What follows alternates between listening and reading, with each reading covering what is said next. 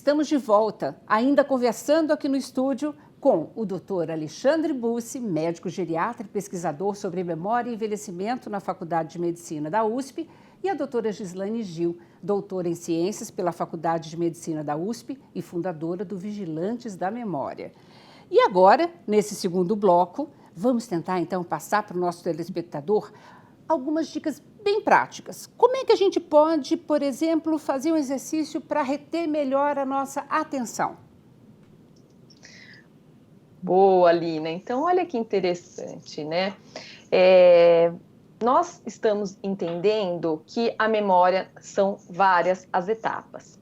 E uma coisa que a gente tem que desmistificar é que nem todo o exercício é para toda a queixa de memória, né? Então, quando as pessoas falam assim, Gislaine, é bom eu fazer palavras cruzadas? A gente tem que entender, é bom para um tipo de memória, né? Geralmente que é a memória declarativa semântica, que é aquela ligada a fatos sobre o mundo, né? O conhecimento de palavras.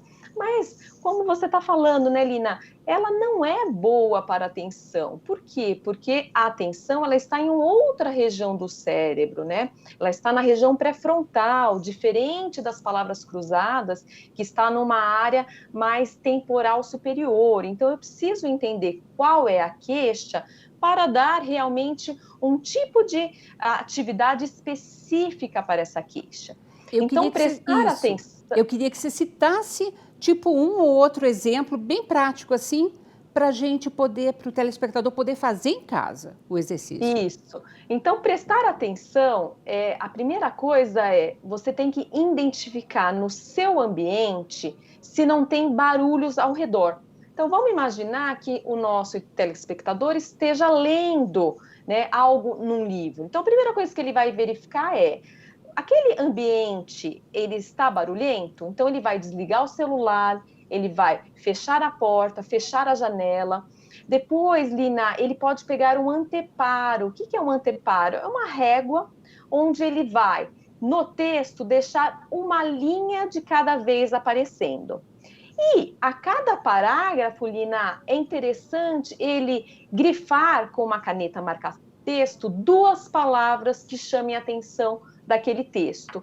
Isso é uma maneira de trabalhar a atenção. Nossa, que dica bacana.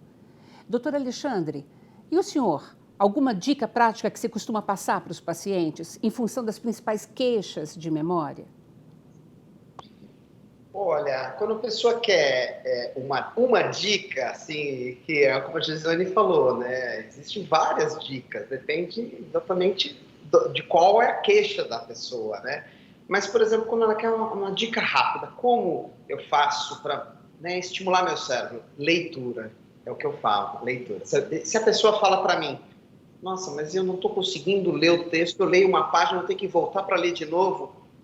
Então é desta forma que a doutora Gislaine já deu a dica, é para ler desta forma, né? Então, às vezes eu oriento, comece com textos curtos, uma revista de ciência, por exemplo. Então, são textos curtos, não é um romance imenso, que a pessoa tem uma etapa que a pessoa tem que vencer muito grande. Então, começar aos poucos e estimulando. E a leitura é muito bom, porque ela envolve várias áreas cerebrais. Então, eu acho mais interessante do que, por exemplo, as palavras cruzadas, ou caça-palavras, ou sudoku, que a região estimulada é menor. A leitura não, ela envolve várias áreas cerebrais e tem várias pesquisas demonstrando que realmente tem benefícios quando comparados àquelas pessoas que não leem. Já me falaram que, assim, vale ler todo tipo de coisa e que, de repente, é importante, por exemplo, eu ler uma página de um livro e depois eu fazer o exercício tentando resumir com as minhas próprias palavras o significado, o que eu compreendi daquilo, né? Isso funciona? Mais interessante que isso, Lina, é durante a leitura nós fazemos perguntas para o texto. Porque nós sabemos que o cérebro ele se beneficia de pistas. Então, conforme você vai lendo os parágrafos e vai criando perguntas para esses parágrafos, ao terminar o texto, estas perguntas, Lina, servem como isca para nós buscarmos a nossa informação. Então, seria muito importante que as pessoas utilizassem essa estratégia cognitiva. Quais são as principais queixas? Vocês estão falando muito assim, ó, tem exercício específico para determinado tipo de queixa, né, que funciona melhor. Que tipo de queixas são as mais comuns em consultório para vocês? A esquecer nomes é a mais frequente, né? Conforme nós vamos envelhecendo, há modificações, então a pessoa realmente ela fica muito constrangida quando ela não lembra o nome de alguém. E aí, por isso que repetir durante a conversa várias vezes o nome da pessoa e criar uma ligação com este nome é muito importante. Como assim? Como é que eu posso fazer isso?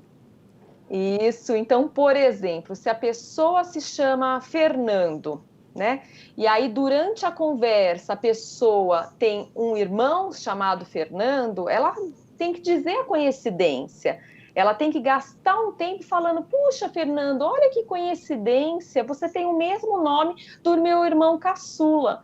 Isso, Lina, cria já mais conexões no cérebro. Por quê? Porque além de ela estar dando atenção ao nome, ela está criando uma estratégia de decodificação, né? Então, isso facilita mais ao cérebro no futuro puxar essa pista como dica. Nossa, que legal. Eu posso fazer isso, inclusive, com senha? Porque, gente, eu tenho um problema incrível com senha, porque é senha para tudo, né? De repente, você tem tanta senha que eu preciso anotar tudo. E eu queria saber se tem alguma dica, porque acho que todo mundo vivencia a mesma coisa. Tem, não.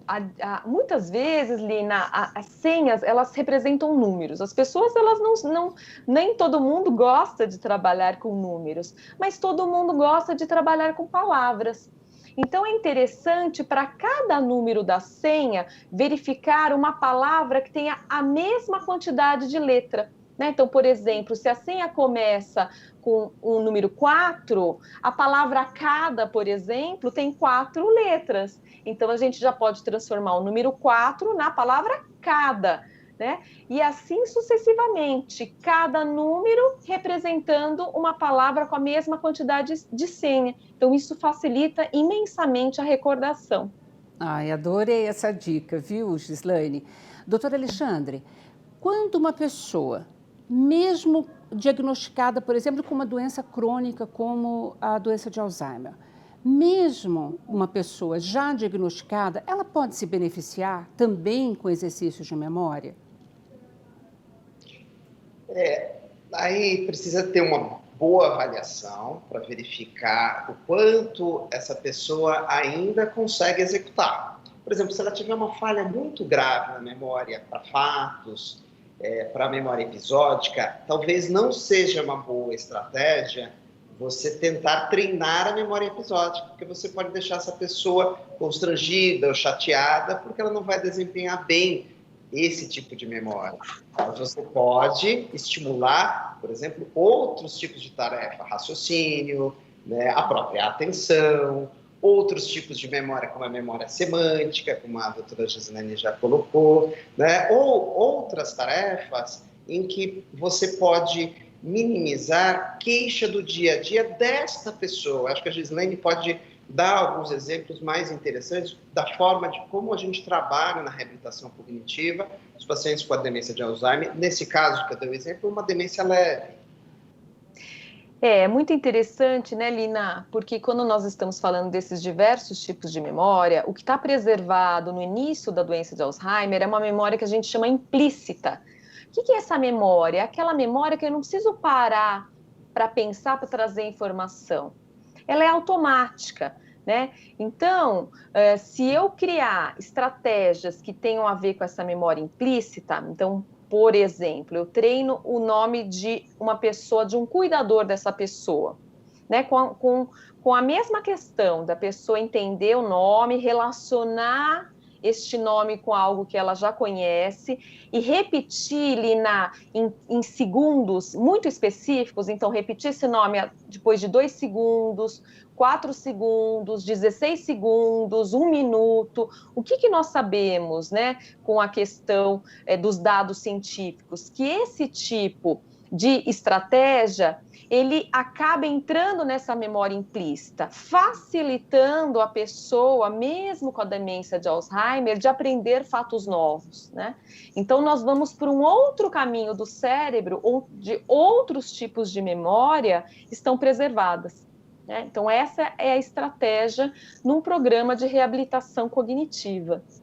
Agora, tem gente, por exemplo, com quadros de hipertensão, problemas cardiovasculares, doença de Parkinson, quer dizer, que também acaba afetando a memória, né? Para essas pessoas que têm essas outras comorbidades, também funciona fazer esses exercícios? Reabilita? Ou, pelo menos, diminui o declínio durante a vida? Isso, então você falou uma coisa que é verdadeira. Eu falo que o nome reabilitação para esse tipo de patologias, ele é ingrata, né? Porque nós sabemos que em doenças degenerativas, o nosso objetivo é postergar pelo maior período do possível o declínio, né? Porque justamente essas estratégias de reabilitação, usando as memórias que estão intactas e outras funções cerebrais, como a linguagem, né? Então, a questão da pessoa ainda conseguir ler, ainda conseguir prestar atenção, se planejar. Então, é isso, né? E exercícios que segurem esse tipo de funções que são muito importantes. E o doutor Alexandre também pode falar da questão medicamentosa na questão dos quadros degenerativos. Mas eu acho que a Alina estava querendo tocar mais no sentido de pessoas com fatores de risco, né, para alterações cognitivas no futuro, né, e que ainda não tem um quadro claramente degenerativo, né. Então, acho que seria mais atuando na prevenção, né, Alina? Exatamente. Então, a gente tem vários estudos mostrando várias coisas que são importantíssimas para a prevenção. Por exemplo, a atividade física, né? Então, a atividade física tanto aeróbica, que seria, por exemplo, uma caminhada, como a anaeróbica, que seria, por exemplo, a musculação. As duas são muito importantes na prevenção. Daí tem a dieta, uma dieta, principalmente uma dieta, né, que tenha uma proteção cardiovascular. Qual o tipo mais estudado? O tipo do Mediterrâneo.